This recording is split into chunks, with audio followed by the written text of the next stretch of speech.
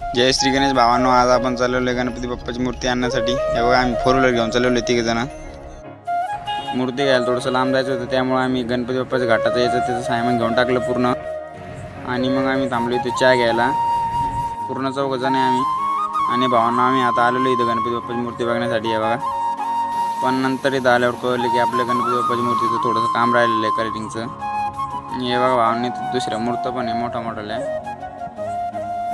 गणपती बाप्पाची मूर्ती आणि 1 ते 1.5 तास बाकी होता, त्यामुळे आम्ही गाडीमध्ये बसलो। गाडीत बसून बोर झालो भावांनो, त्यानंतर आम्ही बाहेर आलो। हे बघा दाखवतो तुम्हाला, सगळेजण काय करता हे बघा, असे बसले 2 जण। आणि त्यानंतर भावांनो पूर्ण अंधार झाला आम्हाला इथेच। हे बघा 7 वाजलेले आणि तेव्हा आम्ही इथून निघतोय। गाडीमध्ये बसायला सुद्धा जागा नाही भावांनो। आणि त्यानंतर आम्हाला घरी यायला डायरेक्ट 10 वाजले।